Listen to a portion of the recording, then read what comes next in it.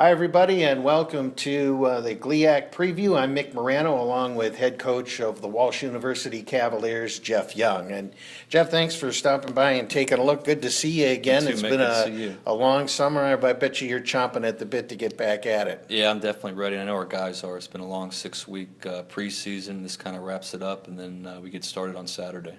You're going to be entering your 13th season this year, and it's been really a joyride for you, hasn't it? It doesn't seem like now you've been coming to the school for 30 years, both as a player, the amount of stuff that you've accomplished here, and not just with basketball. You've always tried to get the kids to be good in the classroom.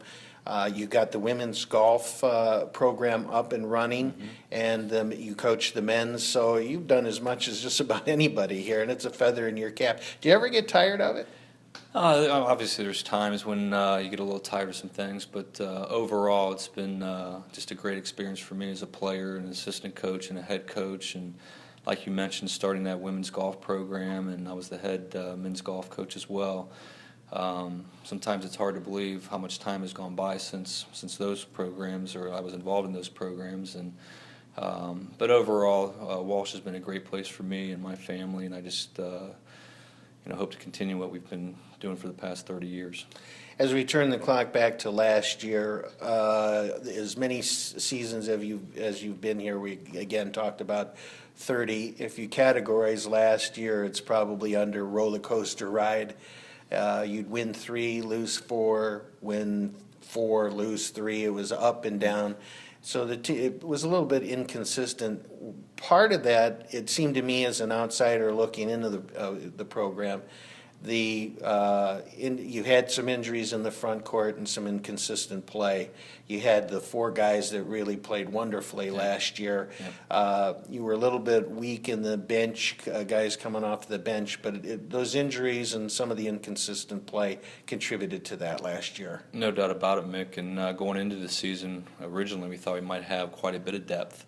And I was just talking to our assistants earlier today about the injuries we've had the last 3 years, and our injuries have not been, an ankle or a back where you may miss a game or two. It's been season-ending, and we had a couple of those last year, and we had a couple of the year before. So over the past couple of years, some of those injuries start adding up, and it certainly takes away from some of our depth and some of the things we traditionally were able to do on the court.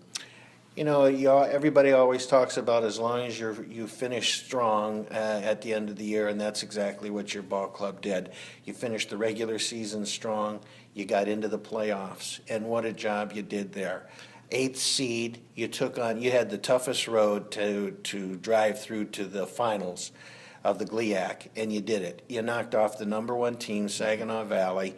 You beat Hillsdale, who had an excellent ball club, and then got to the finals, and it just seemed like the team didn't shoot as well, but their height bothered you quite a bit, too. They had those 2 big 6'10" guys inside. Yeah, no doubt about it. And, we thought if we could just get into the playoffs, we were just battling to get into that 7th or 8th spot. And at the end of the last week, we could have advanced almost to the 6th seed if things would have kind of went our way. But nonetheless, we got in with that 8th seed, and we felt good about that, Mick, because we went up to Saginaw and played them very well, and had a chance to win and lost down the stretch. So our guys, had a pretty good experience up there. So we knew we'd have to play well, and we did. We executed on both ends, executed the game plan, played well, got a win there, and then at that point in time, Hillsdale was probably the hottest team in the conference, and just shot lights out. And I think we had a 20-point lead or so at halftime and continued that through the second half. So just one of those nights where everything went our way. And I'm not sure where we shot from the 3, but it's a very high percentage. And to be honest, we ran into, obviously, Ferris State's who's a very good team, and we just kind of ran out of gas. We got off to a decent start. I think we took a lead early, but once they took that lead, for them there was no looking back.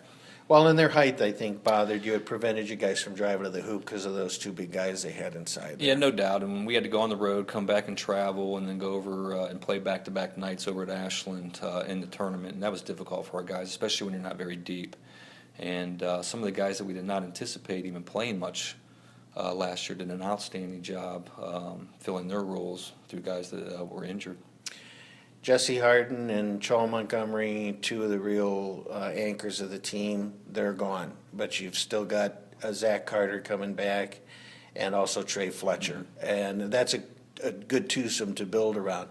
Surprisingly, the last, I'd say, 6 or 7 games and then into the tournament, you got Stephen Carpenter going towards the end of the season, and he really helped out, not only scoring some, although I think he was a little bit shy to shoot it up because of the other 4 were carrying the offensive load.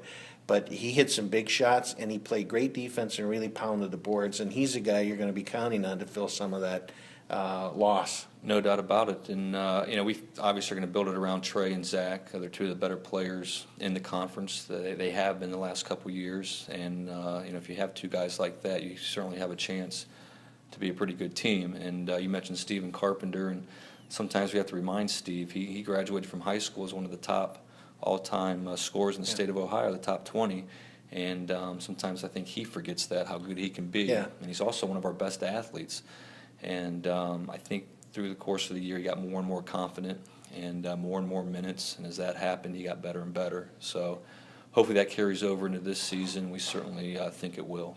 Caleb Trigg also, at the end of the season, gave you some good minutes as well. He's another guy you're going to be counting on this season. No doubt about it, and we kind of look at him as kind of like a glue guy.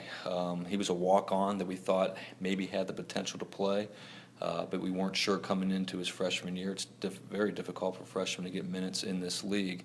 And just a very competitive kid, very smart, kind of that refuse to lose mentality, and it was hard for us not to play him. And when he went in, he did his job. We didn't really expect him to score much, but he had to play good defense and distribute the basketball. And then as a bonus, he was able to make some shots when he was out there.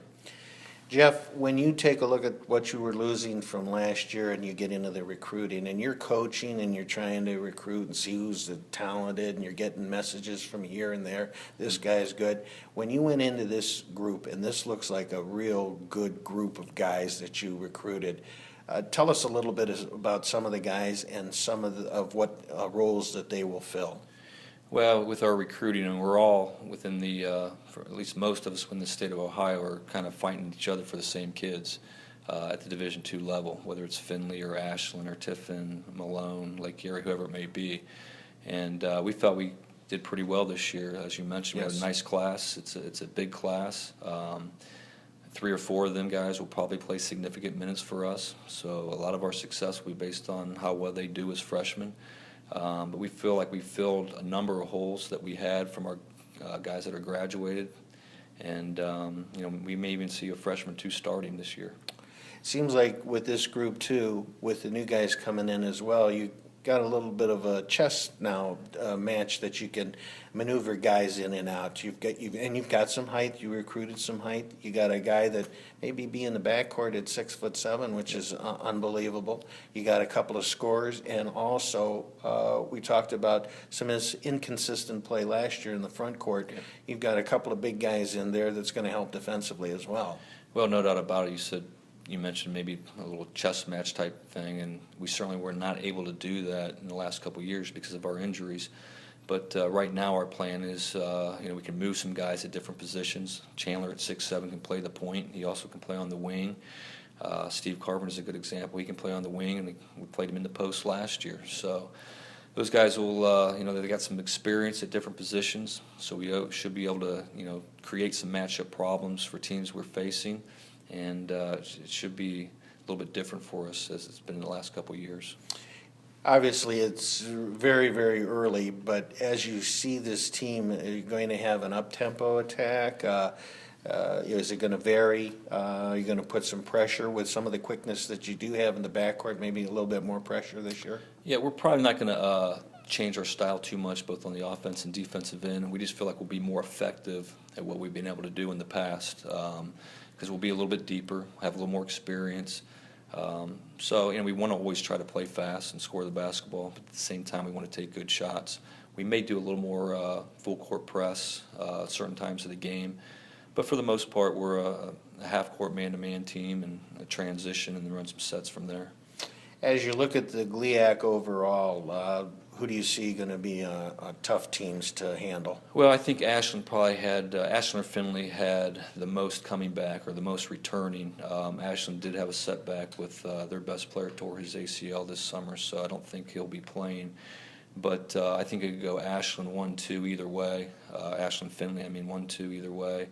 Walsh probably falls in there 3 or 4. Just kind of depends on how the voting goes. But I think for the most part it could be Ashland, Walsh, or Findlay.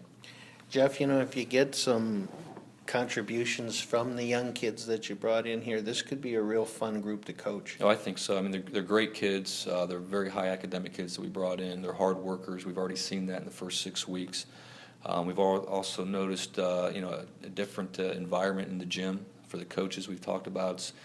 It's been a pleasure to come in and work with them every day. They're excited. They want to get better. So we like the vibe we're getting from the kids, and like we said, they're going to get better each day, and they're going to have to contribute if we're going to be successful this year.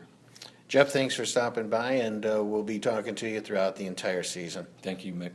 Mick Morano with Jeff Young, head coach of the Walsh Cavaliers, of the GLIAC Report.